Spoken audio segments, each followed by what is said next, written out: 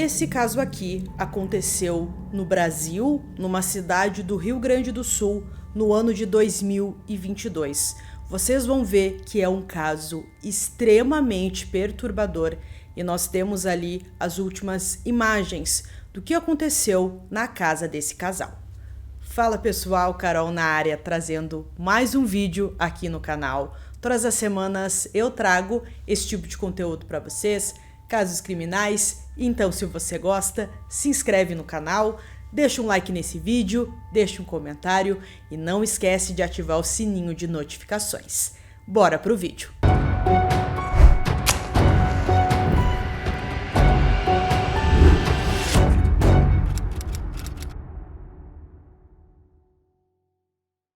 Em 2022, o casal Ruben Egger, de 85 anos, e Marlene Egger, de 53, moravam na cidade de Cachoeirinha, no Rio Grande do Sul. No dia 27 de fevereiro, feriado de carnaval, eles foram vistos pela última vez. Logo depois, a polícia iniciou uma investigação, pois achou o sumiço do casal suspeito e parentes entraram em contato suspeitando que alguma coisa pudesse ter acontecido. Ao checarem as imagens de uma câmera de segurança de uma vizinha, eles descobriram as últimas movimentações na residência do casal. Uma filha e um neto chegaram para almoçar com o pai e a madrasta. 4 horas depois, a mulher coloca colchões na porta da garagem e bloqueia a visão de quem passava pela rua. Logo depois, eles saem, fecham o portão e vão embora. Mas não dá para ver se o casal também estava dentro do carro. A filha e o neto chegam para almoçar com o pai e a madrasta. 4 horas depois, a filha coloca colchões nas portas da garagem e bloqueia a visão de quem passa pela rua. Logo depois, ela e o filho saem, fecham o portão e vão embora. Não dá para ver se o casal também estava no carro. A polícia então chamou a filha para dar depoimento e ela disse que levou os dois para a casa dela, em Canoas, onde o pai e a madrasta permaneceram até terça-feira, 1º de março. Ela acordou, não se sentiu bem e procurou uma UPA em Canoas para fazer consulta. Quando retornou, eles não estavam mais em casa. Da terça à tarde, dali em diante, não se tem mais notícia deles, disse o delegado responsável pelo caso. A família estranhou o sumiço porque Ruben tem efizema pulmonar. Ele fazia uso diário de medicamentos e o oxigênio tem que estar sempre por perto. Ele não levou medicação nenhuma. O oxigênio ficou em casa. Estava tudo preparado para ele usar, contou um dos netos de Ruben, Rafael. Algo que chamou a atenção foi que parentes foram revistar a casa logo após o desaparecimento, para ver ali se eles encontravam alguma pista. Por lá, encontraram o cachorro do casal morto no terreno. Conforme se seguia a investigação, a polícia descobriu que recentemente Ruben tinha vendido um caminhão por 40 mil e não depositou o dinheiro no banco. Ele resolveu guardar todo esse valor em casa, em um lugar escondido, que só mostrou onde estava para uma neta. Foi ela que fez essa revelação para os investigadores.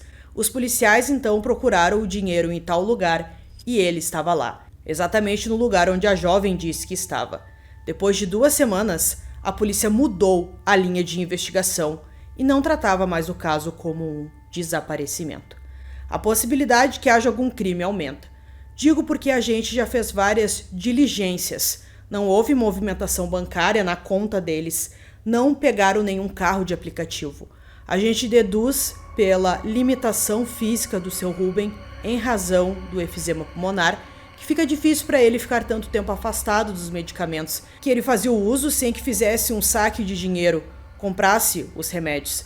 A gente sempre trabalha com a esperança de localizá-los, mas não pode perder essa finalidade. Mas também há uma possibilidade que eles foram mortos, afirmou o delegado. Nesse momento, a família ainda tinha esperanças, mas a cada dia que passava, aumentava a agonia. Cada vez fica mais difícil de acreditar que o pior não aconteceu. Mesmo não querendo aceitar, eu tenho que estar preparado para o pior, lamentou um dos netos. Os vizinhos ficaram muito chocados com essa situação, até porque o Ruben, ele já tinha 85 anos, morou ali naquela rua por muitos anos. Ele era um dos moradores mais antigos, então todo mundo conhecia ele, e saber que ele e a esposa tinham desaparecido foi um choque para todo mundo, já que o pessoal ali da rua eram amigos, né, conversavam bastante.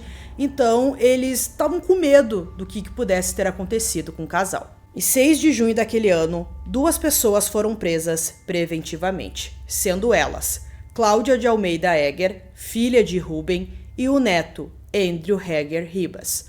Os dois que aparecem nas imagens e foram vistos ali almoçando com o casal naquele domingo.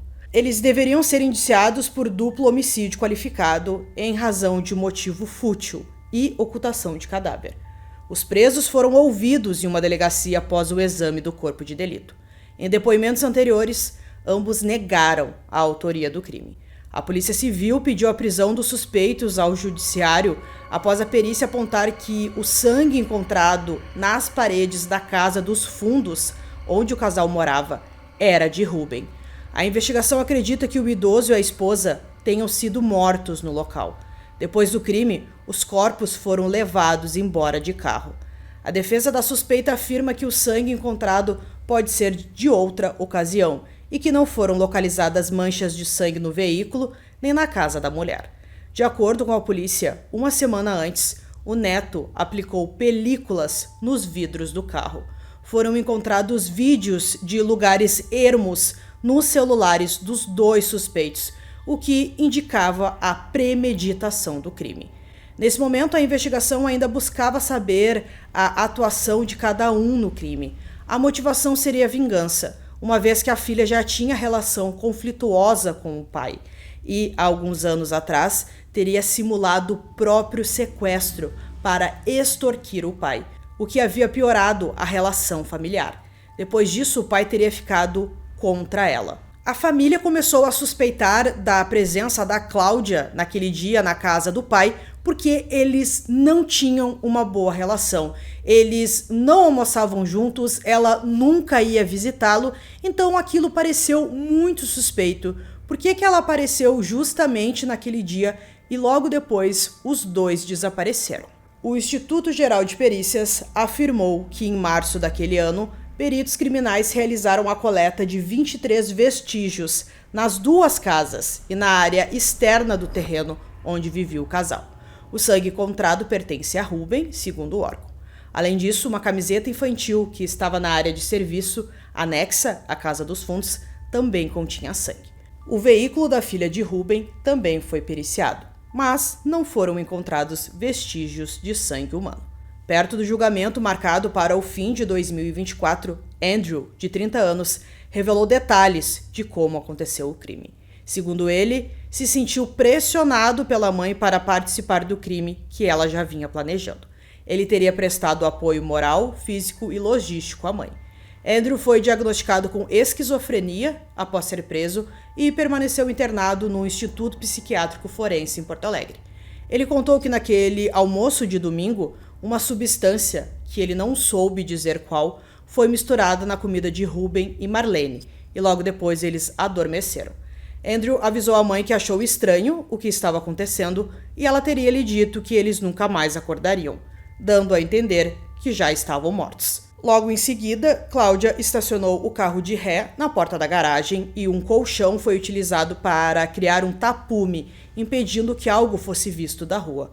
Os corpos foram colocados no carro e levados para a casa onde a mãe e o filho residiam em Canoas, no bairro de Niterói. Lá, Ruben e Marlene foram queimados em uma churrasqueira que era bem grande. Um corpo de cada vez. Ainda conforme a versão de Andrew, Cláudia ficou abastecendo a churrasqueira com lenha e carvão. Vizinhos disseram em depoimento que a churrasqueira permaneceu acesa por 3 dias. As cinzas foram depositadas em um local na região metropolitana que não foi revelada pelo Andrew para não atrapalhar o processo. O advogado dele não falou sobre as revelações, alegando que o processo está em segredo de justiça. Já a advogada de Cláudia sustenta a inocência da cliente, salientando que a verdade dos fatos será revelada durante o julgamento. O julgamento, que estava previsto para acontecer no dia 27 de novembro de 2024, foi cancelado. A decisão pelo cancelamento foi tomada após delação premiada obtida pelo Ministério Público e homologada pela Justiça, em que Andrew afirmou que ele e a mãe queimaram os corpos de Ruben e Marlene na churrasqueira da casa. No entendimento do judiciário, antes do júri, é necessária perícias das cinzas recolhidas da churrasqueira e uma nova data só seria marcada após o resultado. Nesse momento, Cláudia estava presa preventivamente em uma penitenciária na região metropolitana. Já Andrew continuava internado no Instituto Psiquiátrico Forense em Porto Alegre, por ser considerado inimputável por causa da esquizofrenia. Em nota, o Ministério Público afirmou que entende como correto o cancelamento por hora da sessão de julgamento por incidirem diligências pendentes, de modo que o júri dos dois réus em conjunto melhor satisfaz os interesses da sociedade, ocasião em que será demonstrada uma série de provas que confirmavam os termos de denúncia e da acusação. Em 20 de março deste ano, Cláudia de Almeida Egger morreu após ser internada no Centro de Custódia Hospitalar Vila Nova. De acordo com a Polícia Penal, Cláudia foi transferida para a unidade hospitalar na quarta-feira, 19 de março, por recomendação médica, a partir de um pedido do profissional da Unidade Básica de Saúde da Penitenciária Estadual Feminina de Guaíba. No dia seguinte, ela veio a óbito. Segundo o atestado de óbito, as causas da morte foram complicações relacionadas a comorbidades, incluindo diabetes, obesidade, hipertensão arterial e infecção do trato urinário. Cláudia respondia por duplo homicídio qualificado, ocultação de cadáver, maus tratos a animais domésticos, fraude processual e desacato. A morte de Cláudia aconteceu enquanto a justiça aguardava novas diligências no caso, incluindo a perícia das cinzas recolhidas de uma churrasqueira, no qual Andrew afirmou que os corpos das vítimas foram queimados. O julgamento de Andrew começou no dia 6 de agosto em Cachoeirinha, na região metropolitana de Porto Alegre. Ele respondia por duplo homicídio qualificado, motivado por razão torpe, praticado com dissimulação ou traição e ocultação de cadáver contra o avô Ruben e a companheira dele, Marlene. O advogado de defesa sustentou que a eventual responsabilidade atribuída ao réu limita-se tão somente à prática dos delitos conexos de ocultação de cadáver, não havendo nos autos elementos consistentes que demonstrassem sua adesão subjetiva ou objetiva aos crimes de sangue que motivaram o presente julgamento. 8 testemunhas prestaram depoimento. A Polícia Civil detalhou o início da investigação com o desaparecimento e como as evidências levaram ao réu e a mãe como principais suspeitos. Um dos funcionários de uma loja que aplicava a película nos vidros do carro relatou que Andrew pediu a película mais escura para o carro e o descreveu como reservado, mas que conversou normalmente. Uma das noras de Ruben também deu seu depoimento.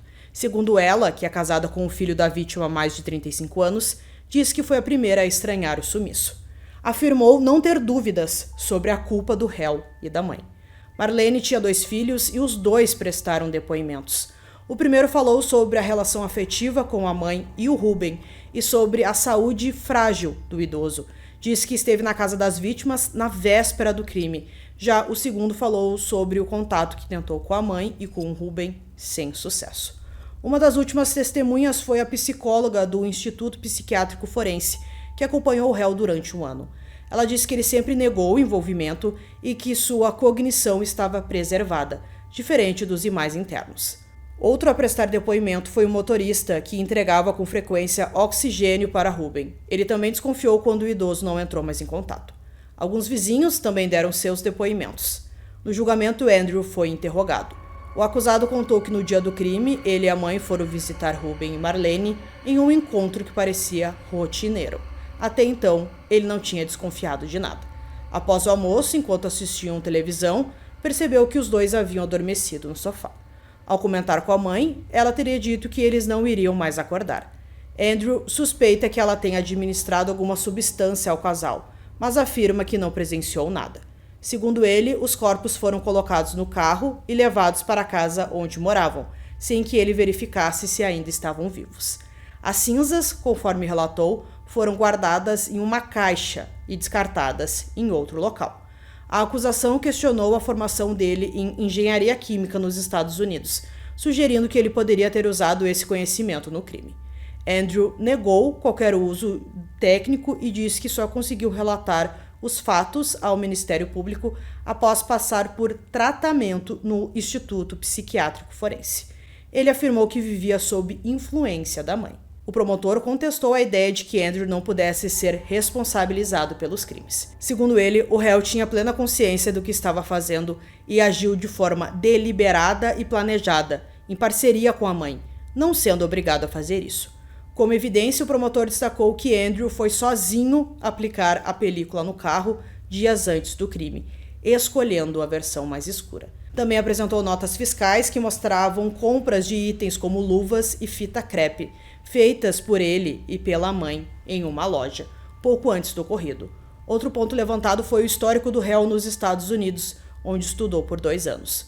O promotor lembrou que, após o pai interromper o envio de dinheiro para sustentar os estudos, Andrew e a mãe teriam ficado inconformados.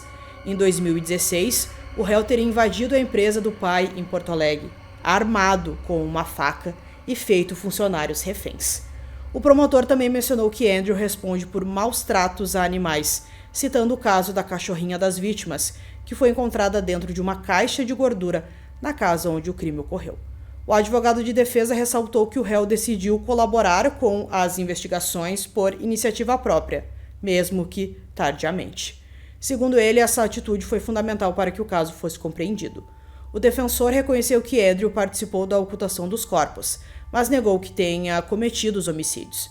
O advogado reforçou que o réu era dominado pela mãe. Já sobre a questão da inimputabilidade, o advogado citou um laudo médico do Instituto Psiquiátrico Forense que aponta que Andrew sofre de transtornos mentais e por isso não pode ser responsabilizado criminalmente. Ele também lembrou que o réu já era interditado civilmente antes do crime. Diz que houve progresso nesse aspecto desde 2022, graças ao tratamento psiquiátrico e ao uso de medicamentos. Por fim, a Justiça do Rio Grande do Sul condenou Andrew Egger Ribas a mais de 53 anos de prisão. Depois do julgamento, ele passou a cumprir a pena num presídio. Ele saiu do Instituto Psiquiátrico Forense para o presídio, local onde deverá habitar por muitos anos, refletindo sobre os vários crimes que praticou e as vidas que tirou, disse o promotor de justiça após a leitura da sentença. Ruben deixou 2 filhos, além de Cláudia, enquanto Marlene tinha outros 2 filhos de outro relacionamento. Então, pessoal, concluindo esse caso para vocês, um caso muito chocante mesmo, imaginar que os corpos deles foram queimados ali em uma churrasqueira, é realmente um caso muito perturbador, mas que bom que pelo menos o Andrew ali recebeu a sua pena, já que a outra criminosa responsável pela morte do próprio pai e da namorada do pai já morreu. Então é um caso realmente muito chocante que aconteceu aqui no Brasil. Então espero que vocês tenham gostado desse vídeo. Esse foi mais um vídeo aqui no canal Durmam Bem. E até o próximo.